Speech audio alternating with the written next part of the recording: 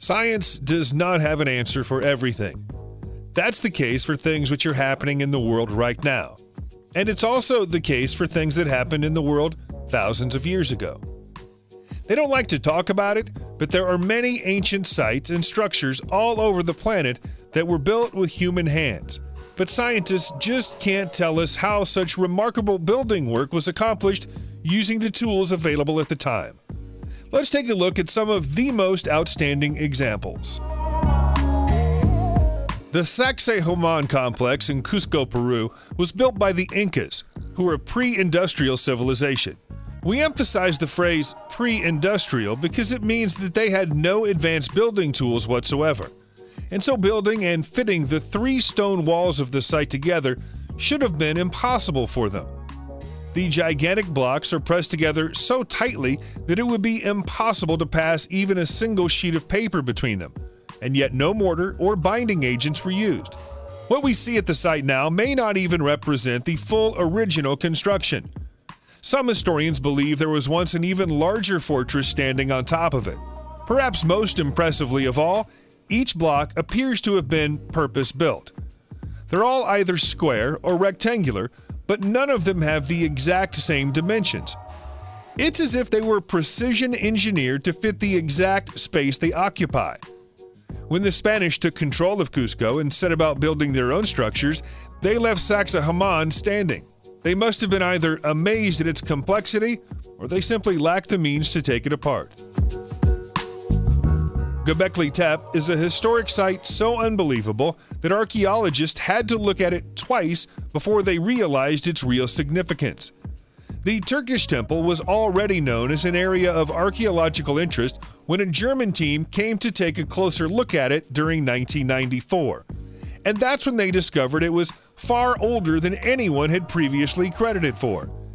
These animal carvings and stone circles date back 11,000 years, to a time when our understanding of the humans in the area tells us that they were nomadic tribes who roamed from place to place rather than settling down into permanent residency. We believe they were little more than hunter-gatherers, and yet they made all this? Whatever its true purpose is, someone was once keen to make sure we never found out about it. Roughly 8,000 years ago, the entire site was deliberately buried deep under layers of soil.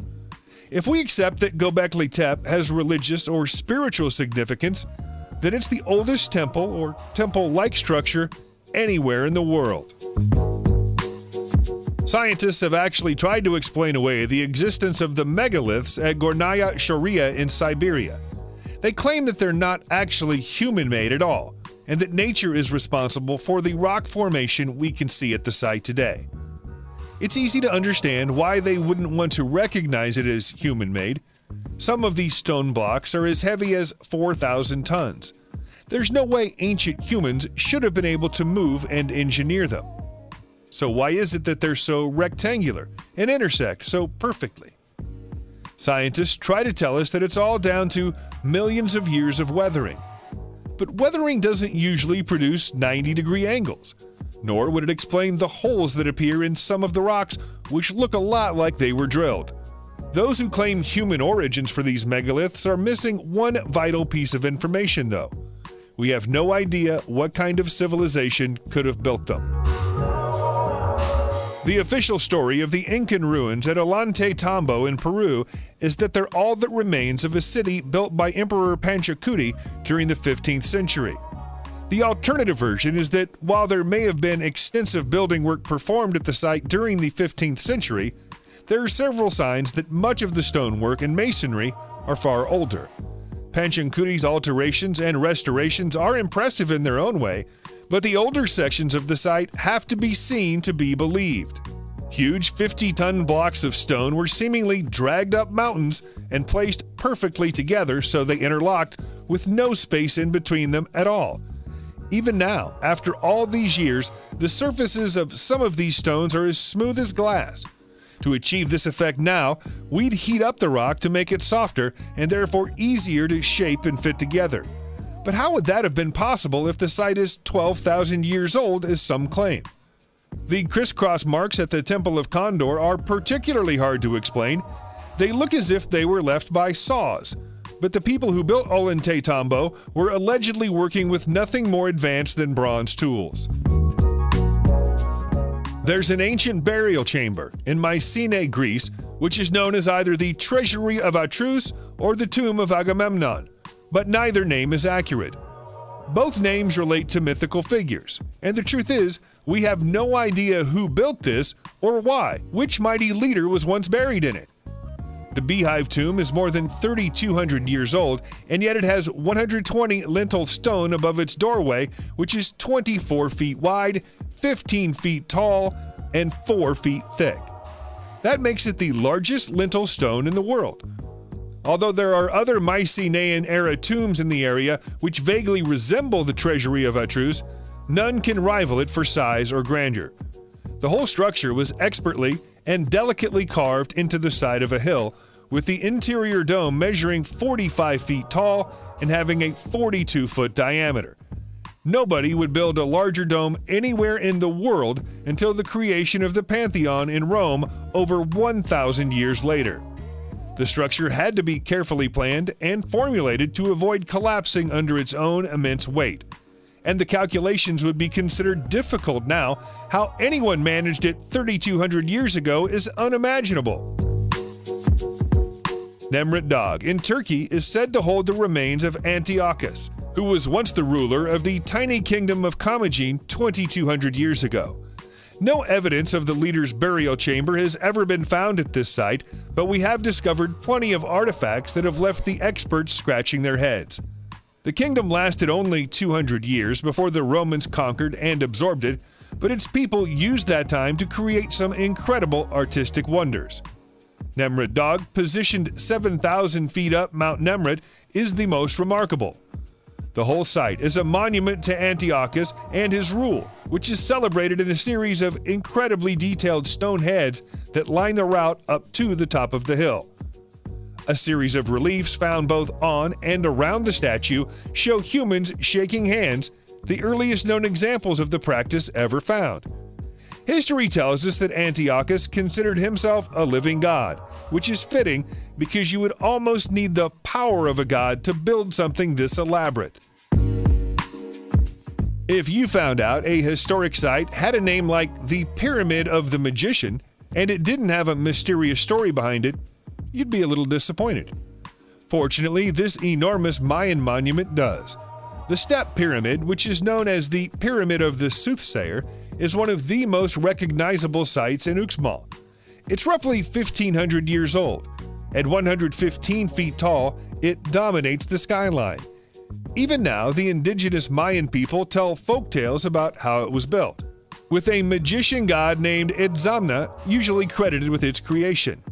It's from him that it gets its name. The legends say that he used his powers to build it in just one single night.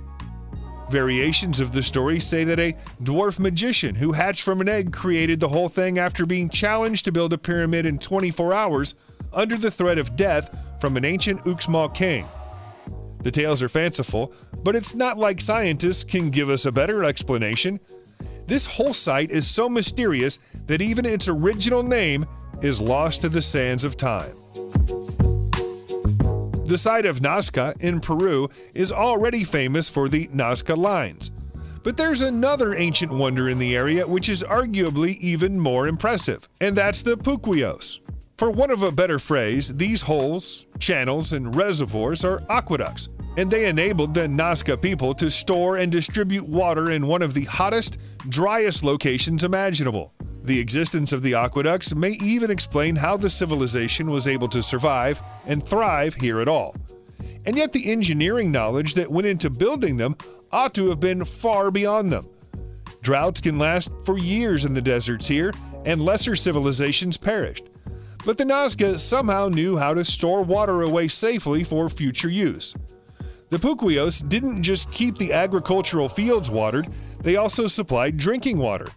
They reached deep below the surface to find water sources below the ground and built channels that carried the precious liquid for miles to where it was needed. A site as large as the Borobudur Temple in Magelang, Indonesia needs a suitably large legend to cover its creation and it has one.